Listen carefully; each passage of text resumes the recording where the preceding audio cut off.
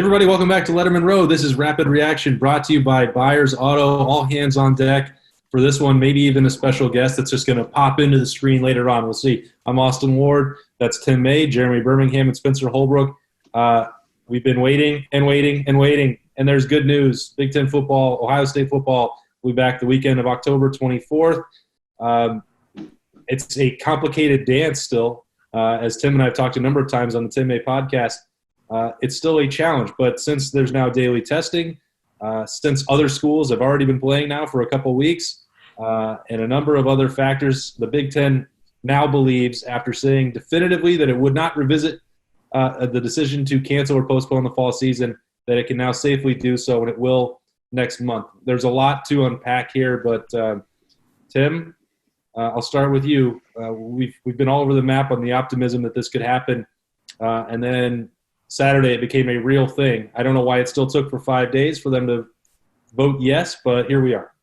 Dude, even yesterday, you know, the conflicting messages you were getting from presidents of universities, and one saying that the question still needed to be answered definitively. I don't know where she tuned in last night, but evidently, anyway, bottom line is when you're dealing with a gaggle of presidents, I guess you get that. But, you know, as Christina Johnson said, when I asked her, I said, what kind of put them over the top? It's not only the availability of the daily testing that's going to come, but also the precision of it. I think that really made her feel satisfied. But, you know, as we all know, Ohio State,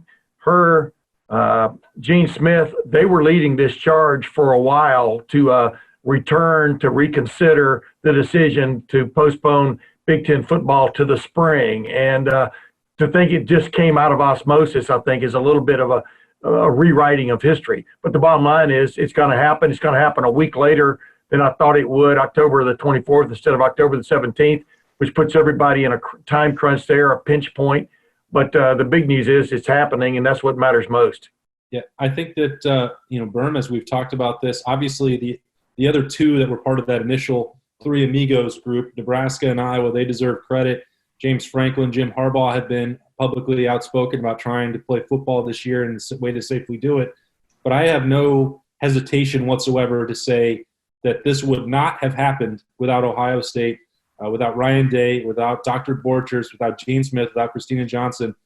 And I know that there are people elsewhere in our profession that are saying it's solely about a national championship, but this is an opportunity where everyone said Ohio State needs to throw its weight around to make a decision happen, and it absolutely did that. Yeah, I mean, it's something that I think I said like 6 weeks ago, and Ohio State was the big kahuna of the Big Ten, and it had to be face forward and be the program leading this charge. And it got a lot of help from Nebraska that I don't think people expected to get, but it shouldn't be a surprise because if you've ever spoken to a Nebraska fan, you know how important Nebraska football is to that state. And certainly without the work of Ryan Day and Gene Smith and Christina Johnson and the parents group at Ohio State, we wouldn't be having this conversation today. And I'm trying to remove some of the frustration about the weight and the way that they handled this and just focus on the good news today. And I think that's where it should be, because as we just got off the Zoom call with Ryan Day and Gene Smith and Christina Johnson, you could just see the weight off of Ryan Day's shoulders was considerable. And he looked like a guy who had an emotional morning, but it was like the good kind of emotion. And it's great to see that. It was interesting to watch him because I asked him specifically, the last 5 weeks, some of us have been able to communicate with him sporadically, off and on, off the record. And, Tim, Spencer, you guys, Berm, we all know he was despondent over what was taken away from him. Certainly that was an emotional time for him, but, he didn't even really want to talk about the opportunity, what he had to do this morning, because it would not surprise me at all if there were tears from him. He runs hot. He is a very emotional person. He often hides that publicly. His steady hand leadership, we've praised that before, but underneath all that is a truly fiery competitor, and is also someone that we've, from dealing with his players, that he loves them and has a passion for them, and he wanted to give this to them. So Spencer, this, and the family, what they've gone through, the ringer here.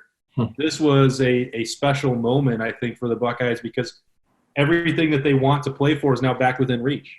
Yeah, I think of it like this. On August 11th, when we talked to him, he looked like somebody had stolen his dog. And it's like he found the dog today. Like, he looked like a completely different person. If you look at him then and now, the facial expressions, the emotion, it was almost as raw as we're ever going to get from him, because he has fought so hard for this and really led the charge. You know, that statement he put out where he declared war on the Big Ten and said, we need to play in October. You know, I don't think any of this happens if these coaches weren't at the forefront and saying, like, this can work, this can happen.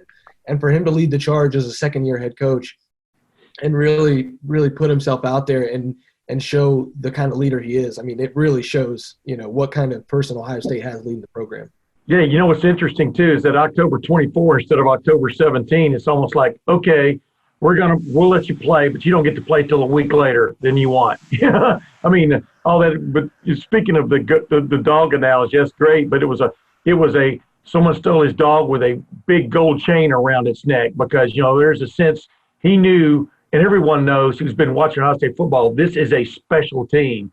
This is a special group. Even with the loss of Wyatt Davis and Shaun Wade, the depth of this roster is obvious to everybody. And of course, Austin, you know as much as anybody, there may be an attempt to try to persuade or get those two guys back, and you might want to address that for folks who are very interested in that question. Yeah, I think, and we're going to continue to follow up on this. We've talked to people in both camps over the last couple of weeks, and the Shaun Wade decision, I think, was made a while ago in terms of he just didn't think they were going to be able to play for a college football playoff championship. Kerry Combs is now sort of recruiting him for a second, third, fourth time. Yeah, the door is open for both guys. I think I wouldn't want to make a solid prediction either way on them right now, but if one was going to walk through that door, I think the first one would be Wyatt Davis. I think maybe Shaun Wade might need a little bit more convincing, but both of them are looking at this opportunity where they hadn't officially signed on the dotted line. Even if they have, the way the NCAA rule has changed, it's a possibility you could pay back any money, any hotel room, anything you may have taken to come restore your eligibility. It rarely gets tested in football, if ever. I can't even think of an example necessarily other than maybe what Chase Young went through last year with a loan. But, this has been something that was done for basketball so that they could go through, workouts, combines, travel around to see teams, and then potentially still return to school. So Ryan Day talked about that on Wednesday morning, that they do believe that there would be that opportunity. He said 1,000% that they should be allowed to play. I know Berm, I think he's working on that right now as we talk. Yeah, I mean, it seems like there's discussion at least, and I don't think that Ryan Day would have been optimistic about that possibility if he didn't think it was a possibility. I don't think Gene Smith would have stopped a Zoom call and said, hey, Wyatt Davis is calling me. That was funny. If he didn't think that was important to people. I don't think any decision has been made. I think there's obviously some loopholes that will have to be jumped through in order to reverse any sort of decisions that have been made. But the reality is, and this goes back to what I've said the last few weeks, the core group of this football team believes so much in each other and what they were going to do this year that, you saw guys like Shaun Wade and Wyatt Davis already make a decision to postpone their personal glory for this team. And I truly believe that with those people who have been instrumental in making that decision once, that they're willing to make it again if it means they're going to get a shot to come back and play one more time together. And that's, I've talked to a few of the team leaders this morning, the guys, that really have come back from crazy stuff, I guess. And you can just sense that they really feel like this is a reprieve from the governor, so to speak, where they thought they were on death row and now all of a sudden can feel like they have a chance to live. And I just get the sense that these guys want to really get that Clemson taste out of their mouth. And I know it sounds crazy, but I feel like that is motivating so much of what they do.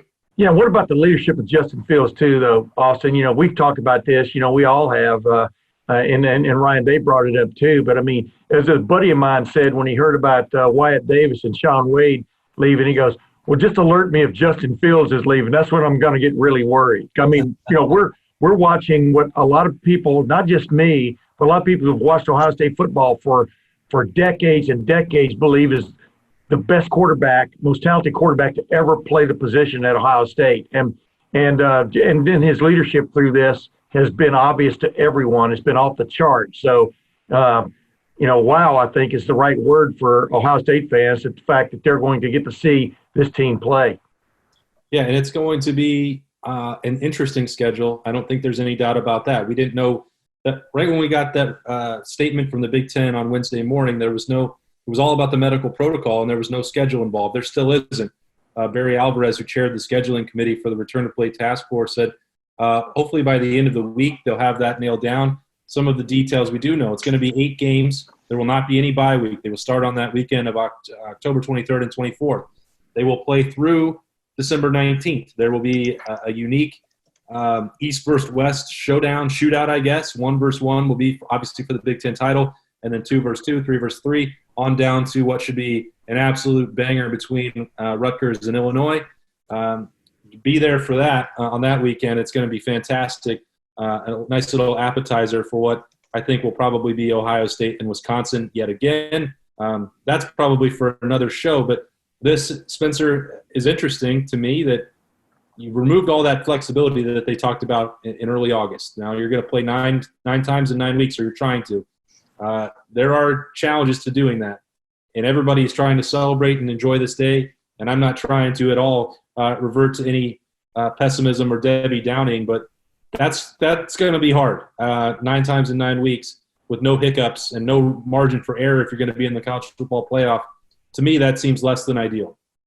Yeah, it seems like the key word in that 9th game is opportunity. They have an opportunity to do that. It doesn't mean that they absolutely are going to. And I think, if there has to be a game rescheduled somewhere, they can shuffle that 1-1, 2, not the championship game, but the 2 versus 2, 3 versus 3. I'm assuming that that's where the flexibility comes in, and they can possibly play a makeup game in that date. Because other than that, I mean, it's going to be tight, and these guys are going to have to be even more careful about where they go. Can they even go to the grocery store? And then because if they come into the facility, they're out 21 days if they have positive tests. So it's going to be very interesting. I think this 8 games in 8 weeks is exactly what they tried to avoid in August when they came out with a schedule that included 3 or 4 bye weeks. But now this is the hand that they've dealt themselves, and now they've got to deal with it. They've made the bed. Now it's time to lay in it, and we'll see how it works out. Yeah.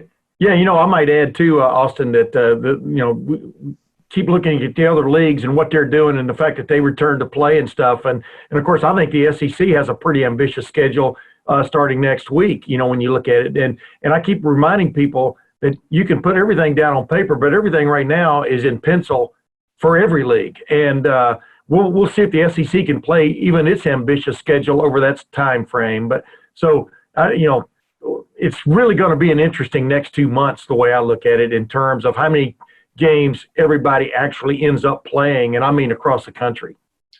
And that's something that Gene Smith addressed. He was asked specifically, and others were, Barry Alvarez, and the entire Return to Play Task Force for the Big Ten, and Ryan Day.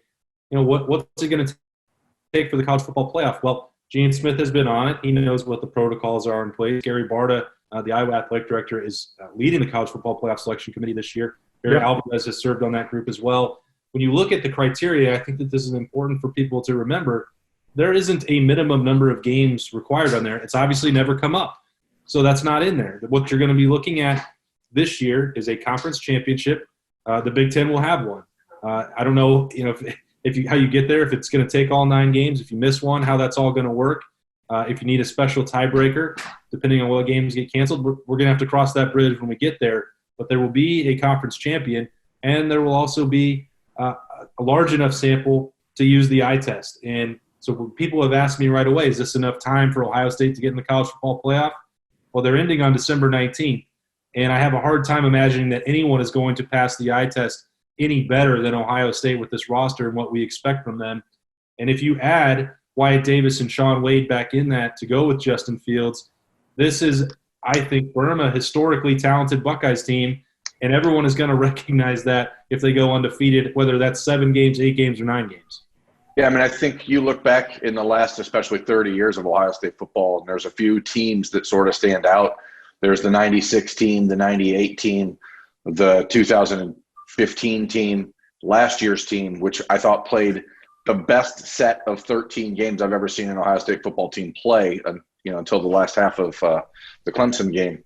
And then you start to wonder, how can they improve on that? And the reality is they can improve on it because Justin Fields should be a better player than he was a year ago, and he was the best single-season quarterback in Ohio State history, which is saying something after what Dwayne Haskins did the year before. But I think that in reality here, this is a special moment and a special opportunity for a group that has only one goal, and that is to return to win a national championship. And I think that's why people get all upset, like, oh, this is all about Ohio State winning a national championship. It's not. It's about these kids deserve a chance to do what they put in all this work for. That just so happens to be win a national championship. So, what you're seeing is a team that is going to be really, really respectful of the guidelines and the controls that are going to be put in place. I don't necessarily understand the thresholds the Big Ten has set up. I mean, 5% of 100 players is 5 players. I think you could play with – the NFL plays with 53 guys, so I don't know why you couldn't play against Maryland with 53 if you needed to, but whatever. I'm really excited and happy for the guys that are getting a chance to play. And all right, as promised, there was going to possibly be somebody popping in as a special guest, the General Bobby Carpenter, joining us now. Bobby, I gave a bunch of credit to Ohio State for what Ryan Day has done, Christina Johnson, Gene Smith, Dr. Borchers over the last 5-6 weeks. But right underneath Ohio State and getting the Big Ten to play again is Bobby Carpenter. Is there any personal satisfaction for you today? I don't want to say personal satisfaction. Like, I'm just happy these guys are able to play. Like, that's all that I wanted to see, was people have the same opportunity that I did to be able to go out from your junior and senior year, finish your career with the guys, especially those that choose to come back and play again, and also elevate your draft stock. And whether you're going to be a first rounder, third rounder, fifth rounder, you have the ability to enhance that this year. And that's what I'm really excited about for these guys, is they can come back, they can compete for a Big Ten championship, play hopefully for a national championship, but also improve their own lives and to be able to close out their career the way they wanted, even if it's really, really weird this year. Bobby, when you look at it, I think really your mindset, you always were a proponent that players needed to have the choice to play, opt in or out. We've talked about that ad nauseum, but when the new tests, when the saliva-based testing, when the rapid testing became available, I think that's really when you took it up a notch, that a clean field, you're not going to catch COVID. Did you think that they would actually still get to this point where they would reverse that decision, given what they made, what they put in place in August? I didn't necessarily know if they would get all the way there. But, I had some people reach out to me, initially when this was available, and there was a lot of work done behind the scenes by people, in the U.S. government, trying to push this thing and saying, hey, we can make it available. We can do this. We can help out. And so to me, that's when the facts changed, the data changed. And so the presidents would have it out saying, hey, maybe we made a mistake earlier. We don't have to admit that we made a mistake. We have new information. We have new data that can help us. And so that's when the big push came. I had someone, everyone saw that, the Donald Trump tweet and all that. I mean, this should be the least political thing of all time. Like, it's college football. Like, I don't care if these tests came from President Obama, President Trump, FDR, Truman, Abraham Lincoln. It doesn't matter. It's the federal government that's helping you. Heck, Joseph Stalin could have given them to us for all I care. Like, as long as they're good, and especially they're made here in either Columbus or they're made in Chicago where Abbott's based, like, it's all good stuff. And so I think that gave them a little cover. And then, as much as the presidents try to deny the power of public pressure, I believe that it started to get so great between the parents, between the players, between some of the outcry on social media, and the fact that they turned their televisions on and there were people playing football. Like, that's really hard to deny. Oh, and by the way, a lot of these high schools now in these states are playing football. That's really hard to deny. And they're doing so largely without incident. And I think that's when all of a sudden the momentum became too strong for these presidents to ignore anymore. Yeah, the highest paid public officials in each of these states is going on social media and going on the radio and going on ESPN saying, what in the world are we doing? I think that these presidents and the commissioner had to listen. You can't ignore them forever. Yeah, and then Dr. Corey Teague, was on my podcast this week, and I asked him about, just that. I said, more than anything else, probably, he's the father of Master Teague III. The visual evidence was compelling in this thing, that people were playing football and surviving, getting on buses and going back to where they came from, et cetera. And that had to play a huge role. And by the way, if I'd known we could wear muscle shirts on there, I would have put mine on. Well, I mean, this was the USA, there you go, tank top for the Army there. And I think you hit it right on the head, Tim. I mean, these guys, the parents were getting involved, and people began talking to doctors, and the science wasn't clear. And so why didn't they delay it initially, was what everyone asked, until you find out more information.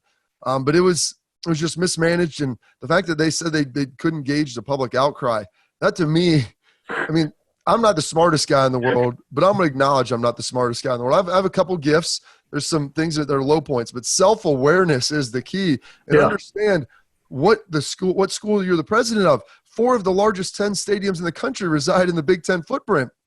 We may fancy ourselves like the Ivy League, and the academics are great, and no one's going to deny that. But the fact that you didn't think that the public outcry would be significant on this, that's what I'm failing to understand is how they thought they'd be championed. And I guess it's because they thought everybody would just come alongside of them. And that was not going to happen. The SEC was going to try. And thanks to our guy, Gordon Gee, down at West Virginia, who had a big push down there for the Big 12.